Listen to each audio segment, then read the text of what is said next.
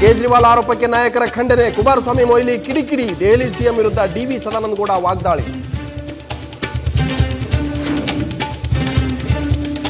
ಮದುವೆಯಾಗಲು ನಿರಾಕರಿಸಿದ್ದಕ್ಕೆ ಆಕ್ರೋಶ. ಕುಕನೂರಿನಲ್ಲಿ ಶಿಕ್ಷಕಿ ಮೇಲೆ ಆಸಿಡ್ ದಾಳಿ. ದಾವಣಗೆರೆ ಆಸ್ಪತ್ರೆಗೆ ಯುವತಿ ದಾಖಲು.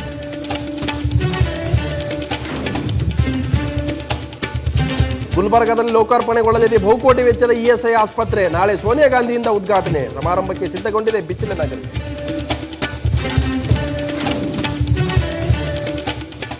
Karnataka Maharashtra Ranji trophy final. 7 wicket ನಷ್ಟಕ್ಕೆ ಕರ್ನಾಟಕ 474 ರನ್. ಮೊದಲ ಇನ್ನಿಂಗ್ಸ್ನಲ್ಲಿ 169 ರನ್ ಮುನ್ನಡೆ.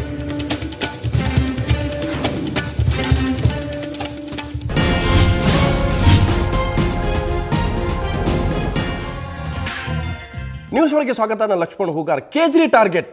ಹೊಸದಾಗಿ ಆಮ್ ಆದ್ಮಿ ಪಕ್ಷ ರಚನೆ ಆದ ನಂತರ ದೇಶದ ಜನರು ಹುಬ್ಬೇರಿಸಿದ್ರು. ಆದರೆ ಆ ಹುಬ್ಬೇರಿಸುವುದನ್ನು ಬದಿಗಿತ್ತು ಜನಾದೇಶದ ಮೂಲಕ ದೆಹಲಿ ಸರ್ಕಾರ ರಚನೆ ಮಾಡಿದಂಥ ಆಮ್ ಆದ್ಮಿ ಪಕ್ಷ 350 ಲೋಕಸಭಾ ಕ್ಷೇತ್ರಗಳಲ್ಲಿ ಕಣಕ್ಕಿಳಿಯುವಂಥ ಒಂದು ತೀರ್ಮಾನ ಕೈಗೊಂಡಿದೆ. ಅದ್ರ ಜೊತೆಗೇ ಮತ್ತೊಂದು ಸುತ್ತಿನ ಹೋರಾಟಕ್ಕೂ ಕೂಡ ಅದು ಕರೆ ಕೊಟ್ಟಿದೆ. ಅದರ ಜೊತೆಗೆ ನರೇಂದ್ರ ಮೋದಿ ಸೇರಿದಂತೆ ಕರ್ನಾಟಕದ 4 ನಾಯಕರು, ವಿವಿಧ ಪಕ್ಷಗಳು ಸೇರಿದಂಥ ಅದು ಕೇಂದ್ರದ ಮಂತ್ರಿ ವೀರಪ್ಪ ಮೊಯ್ಲಿ, JDSನ ನಾಯಕರಾದಂಥ ಕುಮಾರಸ್ವಾಮಿ, ಅನಂತಕುಮಾರ್, BJP ರಾಷ್ಟ್ರೀಯ ಪ್ರಧಾನಿ ಅನಂತಕುಮಾರ್ ಹಾಗೂ ಮಾಜಿ CM ಯಡಿಯೂರಪ್ಪ ಇವರು ಕೂಡ ಭ್ರಷ್ಟರು. ಇವರನ್ನು ರಾಜ್ಯದ ಜನ ಸೋಲಿಸಬೇಕನ್ನುವಂಥ ಕರೆಯನ್ನು ಕೊಟ್ಟಿದ್ದಾರೆ. ಬಹುತೇಕ ಕರ್ನಾಟಕದ ಮೇಲೆ ಆಮ್ ಆದ್ಮಿ ಪಕ್ಷ ಕಣ್ಣಿಟ್ಟಿದೆ. ಈ ನಾಯಕರ ವಿರುದ್ಧ ತನ್ನ ರಾಜಕೀಯವಾದಂಥ ಒಂದು ಹೋರಾಟಕ್ಕೂ ಕೂಡ ಕರೆ ಕೊಟ್ಟಿದೆ. ಈ ಕ್ಷೇತ್ರದ ಮತದಾರರು ಇವರನ್ನು ಸೋಲಿಸಬೇಕು ಅನ್ನುವಂಥ ಕರೆ ಕೊಡುವ ಮೂಲಕ ಆಮ್ ಆದ್ಮಿ ಪಕ್ಷ ಭ್ರಷ್ಟಾಚಾರದ ವಿರುದ್ಧ ಇನ್ನೊಂದು ಹಂತದ ರಾಜಕೀಯ ಹೋರಾಟವನ್ನು ಶುರು ಮಾಡ್ತಾ ಇದೆ, ಅದು ಲೋಕಸಭೆ ಚುನಾವಣೆ ಮೂಲಕ. ಸೊ ಯಾಕೆ ಇಂಥ ಒಂದು ಲಿಸ್ಟನ್ನು ಕೂಡ ಅದು ತಯಾರು ಮಾಡಿದೆ ಆಮ್ ಆದ್ಮಿ ಪಕ್ಷ ಅನ್ನುವಂಥದ್ದು ಬಹುತೇಕ ಇವತ್ತು ಆ ಲಿಸ್ಟನ್ನು ಕೂಡ ಕೇಜ್ರಿವಾಲ್, ದೆಹಲಿಯ CM ಕೇಜ್ರಿವಾಲ್ ಬಿಡುಗಡೆ ಮಾಡಿದ್ದಾರೆ. ಸೊ ನಾನು ಚರ್ಚೆ ಮಾಡ್ತೀನಿ ಈ ವಿಷಯದ ಬಗ್ಗೆ. ಅದಕ್ಕೆ ಮೊದಲು ಒಂದು ವಿಸ್ತೃತ ಪ್ಯಾಕೇಜ್ ನೋಡ್ಕೊಂಡ್ಬರೋಣ. ಭ್ರಷ್ಟಾಚಾರದ ವಿರುದ್ಧ ಗರ್ಜಿಸಿ ಅಧಿಕಾರಕ್ಕೆ ಬಂದ ದೆಹಲಿಯ ಆಮ್ ಆದ್ಮಿ ಪಾರ್ಟಿ ಈಗ ಮಹಾಸಮರಕ್ಕೆ ರಣಕಹಳೆ ಮುಳುಗಿಸಿದೆ. ಭ್ರಷ್ಟಾಚಾರ ಮುಕ್ತ ಆಡಳಿತ ಕೊಡ್ತೀವಿ ಅನ್ನೋ ಒಂದೇ ಅಜೆಂಡಾದೊಂದಿಗೆ ದೆಹಲಿ ಜನರ ಮನಗೆದ್ದಿತ್ತು. ಒನ್ಸ್ ಅಗೈನ್ ಲೋಕಸಭಾ ಚುನಾವಣೆಗೂ ಅದೇ ಅಜೆಂಡಾವನ್ನ ಮುಂದಿಟ್ಟುಕೊಂಡು ಹೋರಾಟಕ್ಕೆ ಧುಮುಕಿದೆ.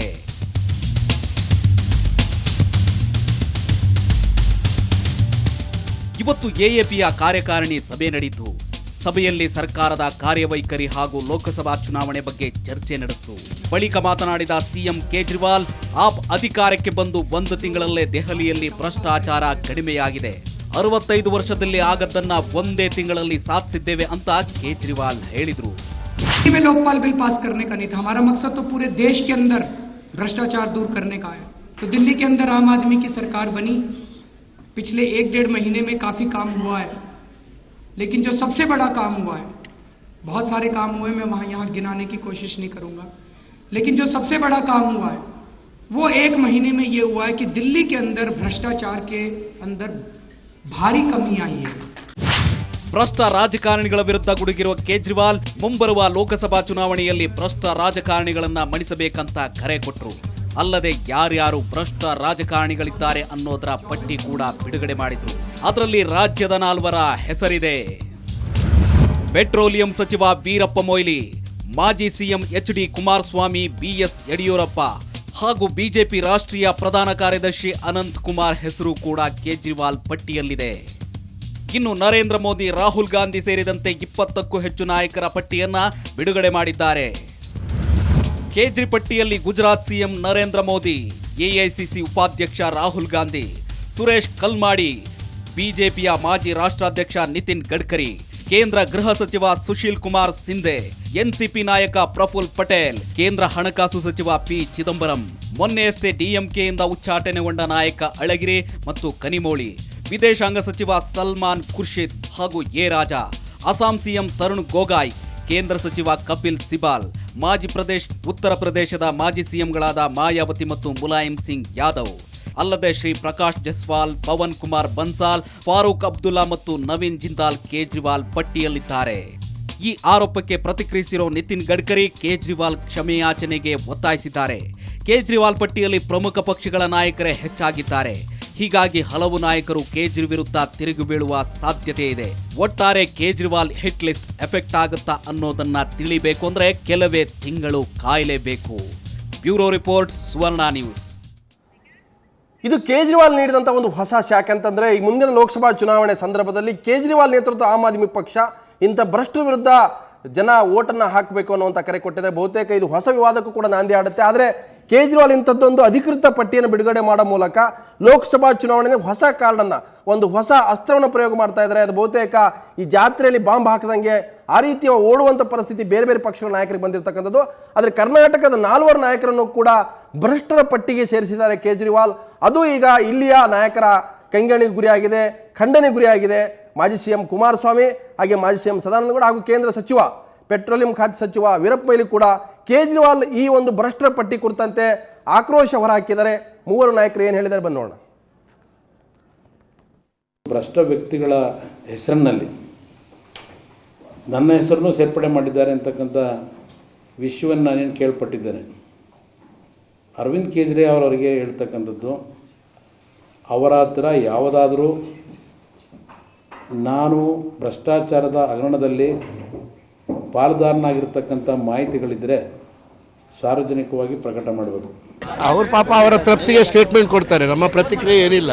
ಆ ಮನುಷ್ಯನ ಪ್ರಕೃತಿ ಅಥವಾ ವಿಕೃತಿ ಅದೆಲ್ಲ ಅವರಿಗೆ ಹೊಂದಿಕೊಂಡದ್ದು, ನಮಗೆ ಆ ಬಗ್ಗೆ ನನ್ನದು ಹೇಳಿಕೆ ಇಲ್ಲ.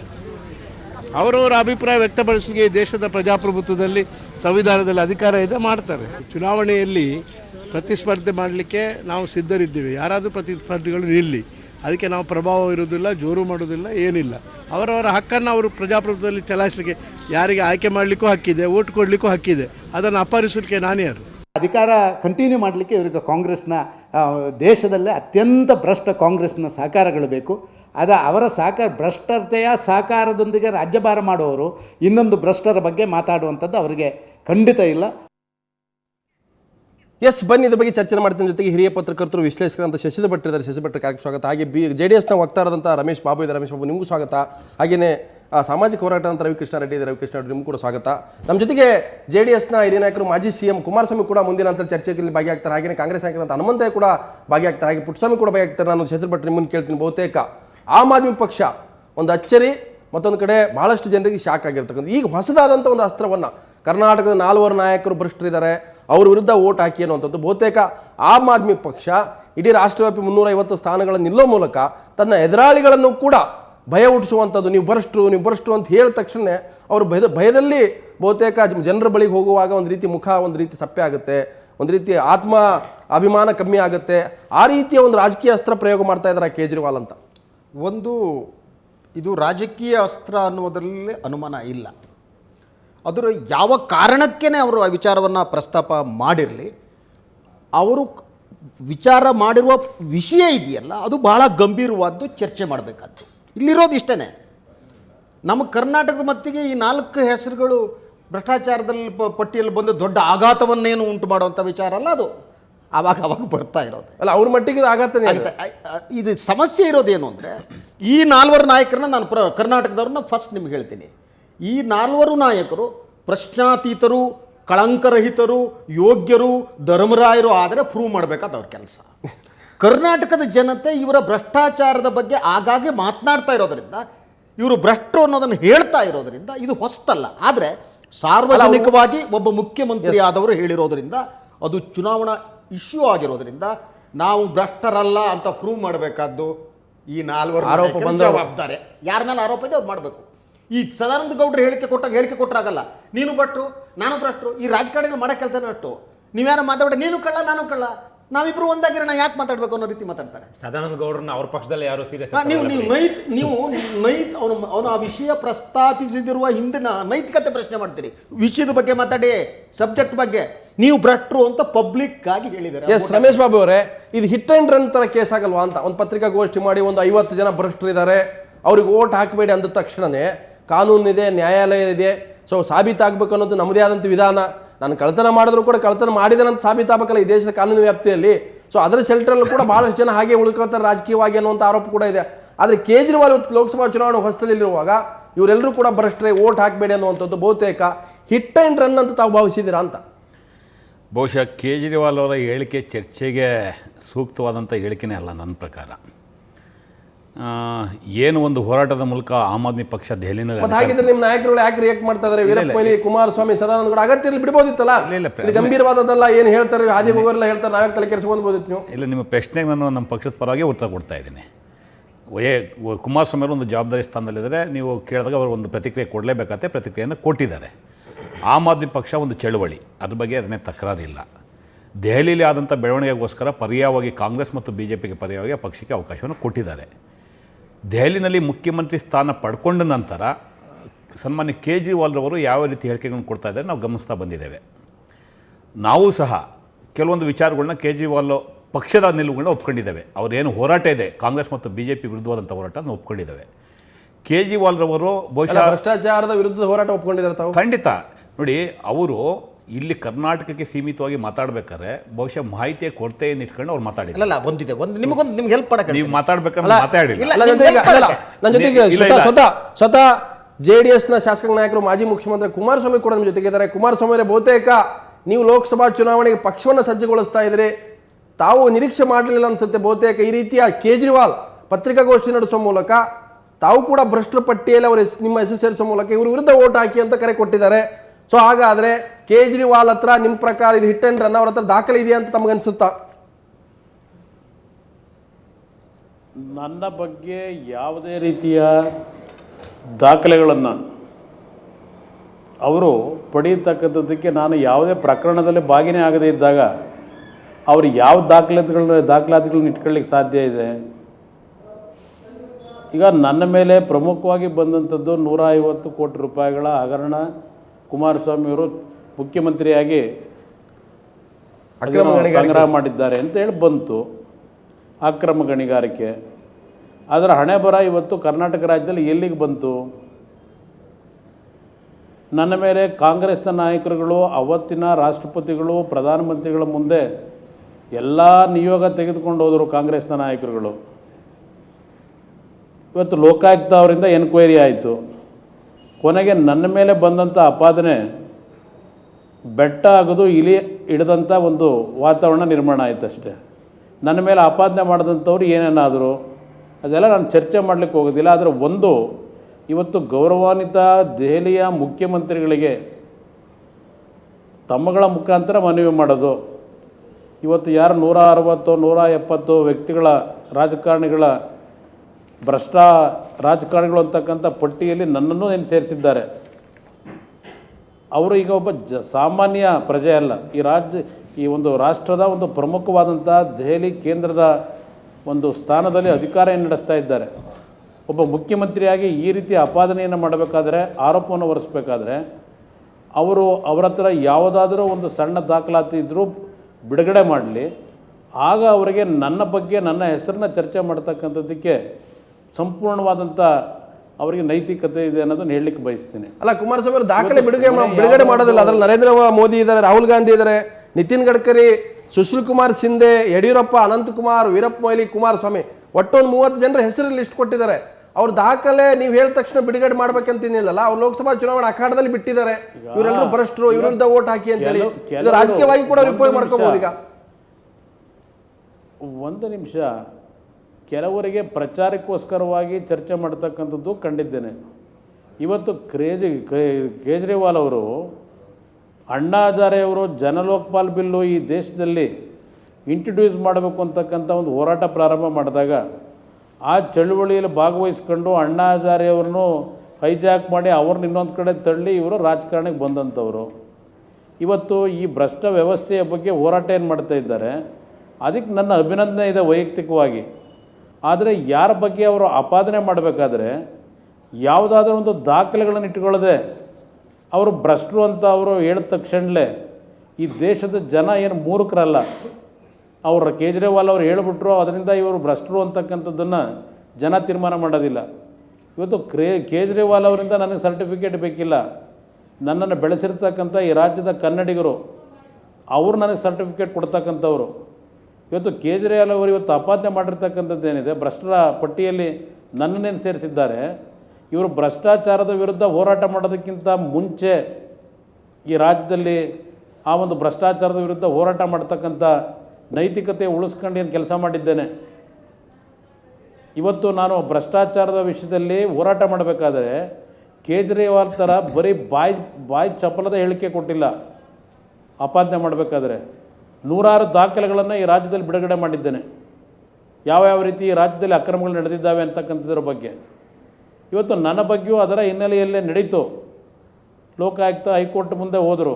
ಜಂತಕಲ್ ಮೈನಿಂಗ್ ವಿಚಾರ ಬಂತು, ಬಿಜೆಪಿ ಹೌದು, ಜಂತಕಲ್ ಮೈನಿಂಗ್ನ ವಿಷಯದಲ್ಲಿ ಹೈಕೋರ್ಟ್ನ ತೀರ್ಪೇನು ಬಂತು? ನನ್ನ ಮೇಲೆ ಆಪಾದನೆ ಮಾಡಿದಂಥ ಯಾವೊಂದು ಅರ್ಜಿ ಸಲ್ಲಿಸಿದ್ರು ಅವರಿಗೆ 1 ಲಕ್ಷ ರೂಪಾಯಿಗಳ ದಂಡವನ್ನು ವಿಧಿಸಿದ್ರು, ನನ್ನ ಮೇಲೆ ಆಪಾದನೆ ಮಾಡಿದಂಥವರಿಗೆ. ಅದು ಬಿಟ್ಟು ನನ್ನ ಮೇಲೆ ಇನ್ಯಾವ ಆಪಾದನೆ ಇದೆ ಇಲ್ಲಿ? ಅದರಿಂದ ಇಲ್ಲಿ ನಾನು ನನ್ನ ವೈಯಕ್ತಿಕವಾದಂಥ ವಿಚಾರ ನಾನು ಭಾಳ ಸ್ಪಷ್ಟವಾಗಿ ಹೇಳ್ತೇನೆ. ಈ ರಾಜ್ಯದಲ್ಲಿ ಭ್ರಷ್ಟಾಚಾರದ ವಿರುದ್ಧ ದೊಡ್ಡ ಮಟ್ಟದ ಹೋರಾಟ ಏನು ನಡೆಸಿದ್ದೇನೆ. ನನ್ನಲ್ಲಿ ಆ ನೈತಿಕತೆ ಇಲ್ಲದೆ ಇದ್ದಿದ್ರೆ ಇವತ್ತು ನಾನು ಆ ಮಟ್ಟದಲ್ಲಿ ಹೋರಾಟ ಮಾಡಲಿಕ್ಕೆ ಆಗ್ತಿರಲಿಲ್ಲ. ತಮಗೆ ಗೊತ್ತಿದೆ, BJP ಸರ್ಕಾರದಲ್ಲಿ 2 ದಿನ ರಜದ ದಿನಗಳಲ್ಲಿ ಕಚೇರಿಗಳ ಬಾಗಿಲು ತೆಗೆದು ಸರ್ಕಾರದ ಆದೇಶ ಮೇರೆಗೆ ಇಡೀ ಬೆಂಗಳೂರು ನಗರದ ಎಲ್ಲ ಸಬ್ ರಿಜಿಸ್ಟ್ರಾರ್ ಕಚೇರಿಗಳಲ್ಲಿ ಕಡತಗಳನ್ನು ಏನೋ ಒಂದು ತನಿಖೆ ನಡೆಸ್ಕೊಂಡು ಕೂತ್ಕೊಂಡ್ರೆ ಏನಾದರೂ ಹುಡುಕಬೇಕು ಅಂತ ಹೇಳಿ. ಅದರಿಂದ ಇಲ್ಲಿ ಪ್ರಶ್ನೆ, ನಾನು ನನ್ನ ಒಂದು ಆತ್ಮಸಾಕ್ಷಿಗೆ ಕೆಲಸ ನಿರ್ವಹಿಸಿದ್ದೇನೆ ಆ 20 ತಿಂಗಳು ಮುಖ್ಯಮಂತ್ರಿಯಾಗಿ. ನನ್ನ ಮೇಲೆ ಅವರು ಯಾವುದೋ ಆಪಾದನೆ ಮಾಡ್ತಕ್ಕಂಥ ನಿಟ್ಟಿನಲ್ಲಿ ಕಾನೂನು ಬಾಹಿರವಾಗಿ ನಾನು ಯಾವುದೇ ನಿರ್ಧಾರಗಳನ್ನು ಮಾಡಿಲ್ಲ. ಹಾಗಾದರೆ ಕುಮಾರಸ್ವಾಮಿ ಅವರೇ, ಯಡಿಯೂರಪ್ಪ ಮೇಲೂ ಕೂಡ ಅವರು ಆರೋಪ ಮಾಡಿದ್ದಾರೆ, ಮೊಯ್ಲಿ ಮೇಲೂ ಮಾಡಿದ್ದಾರೆ, ಅನಂತಕುಮಾರ್ ಮೇಲೂ ಕೂಡ ಮಾಡಿದ್ದಾರೆ. ಅವರು ಅವರದೇ ಆದಂಥ ಆರೋಪಗಳಿಗೆ ಉತ್ತರ ಕೊಡೋಕ್ಕೆ ಸಮರ್ಥರಿದ್ದಾರೆ. ತಾವು ಕೂಡ ಯಡಿಯೂರಪ್ಪ ವಿರುದ್ಧ ಹೋರಾಟ ಮಾಡಿರ್ತಕ್ಕಂಥದ್ದು. ಹಾಗಾದರೆ ಯಡಿಯೂರಪ್ಪನವರು ಭ್ರಷ್ಟರು ಅಂತ ಈಗ ಕೇಜ್ರಿವಾಲ್ ಹೇಳಿದ್ದಾರೆ, ಆ ಲಿಸ್ಟಲ್ಲಿ ನಿಮ್ಮನ್ನು ಕೂಡ ಸೇರಿಸಿದ್ದಾರೆ. ಉದ್ದೇಶ ಏನು ಅಂತ ಅಂದರೆ ರಾಜ್ಯದಲ್ಲಿ ಪಕ್ಷವನ್ನು ವಿಸ್ತಾರ ಮಾಡಲಿಕ್ಕೆ ಬಹುತೇಕ ಒಂದು 4 ಜನ ಹೆಸರು ತಂದರೆ ಅವರಿಗೆ ಉತ್ತರ ಕೊಡ್ತಾ ಇರ್ತಾರೆ. ನೀವು ಅದನ್ನು ಸಾಬೀತು ಮಾಡಬೇಕಾಗುತ್ತೆ. ಈಗ ನೀವು ಹೇಳ್ತಾರೆ ದಾಖಲೆ ಬಿಡುಗಡೆ ಮಾಡಿ ಅಂತ ಹೇಳ್ತೀರಿ, ಅವ್ರು ದಾಖಲೆ ಬಿಡುಗಡೆ ಮಾಡೋದಿಲ್ಲ, ಮುಂದೆ ಏನು ಮಾಡ್ತಾರೆ? ಒಂದೇ ನಿಮಿಷ. ನಾನು ಇವತ್ತು ರಾಜ್ಯದ ಜನತೆಗೆ ಇವತ್ತೇ ನನಗೆ ನೀವೊಂದು ಅವಕಾಶ ಕೊಟ್ಟಿದ್ದೀರಿ, ನಾನು ಒಂದು ಸ್ಪಷ್ಟೀಕರಣ ಕೊಡ್ತಕ್ಕಂಥದ್ದಕ್ಕೆ ನೀವು ಅವಕಾಶ ಕೊಟ್ಟಿದ್ದೀರಿ, ಹೇಳಿದ್ದೇನೆ. ನಾನು ಕೇಜ್ರಿವಾಲ್ ಬಗ್ಗೆ ಚರ್ಚೆ ಮಾಡ್ಕೊಂಡು ದಿನ ಕೂತ್ಕೊಳ್ಳ. ಅಲ್ಲಿ ಯಾರೋ ಪಾಪ ಇಲ್ಲಿ ಕೇಜ್ರಿವಾಲ್ ರೆಪ್ರೆಸೆಂಟೇಟಿವ್ಗಳು ಇದ್ದಾರಲ್ಲ, ಯಾರೋ ಸಣ್ಣ ಪುಟ್ಟವ್ರು ಇಲ್ಲಿ ರಾಜ್ಯದ ಇತಿಹಾಸ ಗೊತ್ತಿಲ್ಲದೆ ಇರ್ತಕ್ಕಂಥವ್ರು, ಅಂಥವ್ರಿಗೆ ಪ್ರತಿನಿತ್ಯ ನಾನು ಹೇಳಿಕೆ ಕೊಡ್ತಾ ಕೂತ್ಕೊತೀನ? ನನ್ನ ಕೆಲಸ ನಾನು ಮಾಡ್ಕೊಂಡು ಹೋಗ್ತೀನಿ. ಇವತ್ತು ನನಗೊಂದು ಅವಕಾಶ ಕೊಟ್ಟಿದ್ದೀರಿ. ನಿಮ್ಮ ಚಾನಲ್ನ ಮುಖಾಂತರ ಜನತೆಗೆ ನಾನು ಅತ್ಯಂತ ಆತ್ಮವಿಶ್ವಾಸದಿಂದ ಇವತ್ತು ನನ್ನಲ್ಲಿ ನೈತಿಕತೆಯನ್ನು ಉಳಿಸ್ಕೊಂಡಿದ್ದೇನೆ. ಇವತ್ತು ಕೇಜ್ರಿವಾಲ್ ಸರ್ಟಿಫಿಕೇಟ್ ಬೇಕಿಲ್ಲ. ಈ ಒಂದು ಆಪಾದನೆಗಳಿಗೆ ಸರ್ಟಿಫಿಕೇಟ್ ಕೊಡ್ತಕ್ಕಂಥವ್ರು ಈ ರಾಜ್ಯದ 6 ಕೋಟಿ ಜನತೆ. ನಿಮ್ಮ ತೀರ್ಮಾನಕ್ಕೆ ಬಿಡ್ತೇನೆ ಅಂತ ಇವತ್ತೇನು ಹೇಳ್ತಾ ಇದ್ದೇನೆ.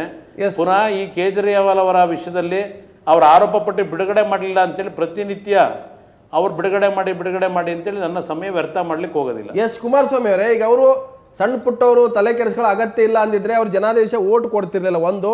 ಸೊ ಅವರು ಈಗ ಸುಮ್ಮನೆ ಗಾಳಿಯಲ್ಲಿ ಕಲ್ಲು ಹೊಡೆದಿದ್ದಾರೆ ಅಂತ ತಾವು ಹೇಳಿದ್ರು ಕೂಡ ಅವ್ರ ಹತ್ರ ಸಬ್ಸ್ಟ್ಯಾನ್ಷಿಯಲ್ ಡಾಕ್ಯುಮೆಂಟ್ಸ್ ಇಲ್ದೇನೆ ಈ ರೀತಿ ಹೇಳಿದ್ರೆ ನೀವು ಕಾನೂನಿನ ಮೊರೆ ಹೋಗ್ಬೋದಲ್ಲ. ಕೇಜ್ರಿವಾಲ್ ವಿರುದ್ಧ ಒಬ್ಬ CM ಅವರು ಸಾಮಾನ್ಯ ನಾಗರಿಕ ಅಲ್ಲ, ಹಾದಿ ಬೀದಿಯಲ್ಲಿ ಹೋಗೋನು ಅಲ್ಲ ಅವರು. ಈಗ ಕಾನೂನಿನ ವ್ಯಾಪ್ತಿನಲ್ಲಿ ನಾನು ಹೋರಾಟ ಮಾಡ್ಕೊಂಡು ನನ್ನ ಸಮಯ ವ್ಯರ್ಥ ಮಾಡ್ಕೊಳ್ಳಲಿಕ್ಕೆ ಸಿದ್ಧ ಇಲ್ಲ. ನನಗೆ ಕಾನೂನನ್ನ ಆದೇಶ ಮಾಡತಕ್ಕಂಥ ಒಂದೇ ನಿಮಿಷ ಉಗಾರ್ ಅವರೇ, ನನ್ನ ರಾಜ್ಯದ ಜನತೆ ಏನಿದ್ದಾರೆ, ನನ್ನನ್ನು ಬೆಳೆಸಿರ್ತಕ್ಕಂಥವ್ರು ಈ ರಾಜ್ಯದ 6 ಕೋಟಿ ಜನ, ಈ ದೇಶದಲ್ಲಿ ಒಬ್ಬ ಕುಮಾರಸ್ವಾಮಿಯನ್ನು ಗುರುತಿಸ್ತಕ್ಕಂಥ ಒಂದು ಶಕ್ತಿಯನ್ನು ತುಂಬಿರ್ತಕ್ಕಂಥವ್ರು ಈ ರಾಜ್ಯದ 6 ಕೋಟಿ ಜನ. ಈ 6 ಕೋಟಿ ಜನರ ತೀರ್ಮಾನಕ್ಕೆ ಬಿಡ್ತೇನೆ. ನಾನು ಕಾನೂನಿನ ಹೋರಾಟಕ್ಕೆ ಹೋಗಿ ನನ್ನ ಸಮಯ ವ್ಯರ್ಥ ಮಾಡ್ಕೊಳ್ಳದೆ ಮುಂದಿನ ಲೋಕಸಭೆ ಚುನಾವಣೆಯಲ್ಲಿ ಈ ರೀತಿ ನನ್ನ ಮೇಲಿನ ಒಂದು ಆರೋಪ ಹೊರಿಸಿದ್ದಾರೆ ಕೇಜ್ರಿವಾಲ್ ಅವರು. ಇದರ ಸತ್ಯಾಸತ್ಯತೆ ಬಗ್ಗೆ ತೀರ್ಮಾನ ನೀವೇ ತೆಗೆದುಕೊಳ್ಳಿ ಅಂತಕ್ಕಂಥದ್ದನ್ನ ತೀರ್ಪಿಗೆ ತಾವು ಹೇಳ್ತಾ ಇದ್ರೆ ಅವ್ರ ಹತ್ರ ದಾಖಲೆ ಇದ್ರೆ ಬಿಡುಗಡೆ ಮಾಡಲಿ. ಒಂದು ವೇಳೆ ದಾಖಲೆ ಬಿಡುಗಡೆ ಮಾಡಿದರೆ ಅವರು ದಾಖಲೆಯನ್ನು ಬಿಡುಗಡೆ ಮಾಡಿದ್ರೆ ಅತ್ಯಂತ ಸ್ವಾಗತವನ್ನು ಅವರಿಗೆ ನೀಡುತ್ತೇನೆ. ಎಸ್ ಕುಮಾರಸ್ವಾಮಿ ಮತ್ತೆ ಚರ್ಚೆ ಮಾಡ್ತೇನೆ ಜೊತೆಗೆ ಅವರ ಪರವಾಗಿ ನಾನೇ ಕ್ಯಾಂಪೇನ್ ಮಾಡಿಬಿಡ್ತೀನಿ.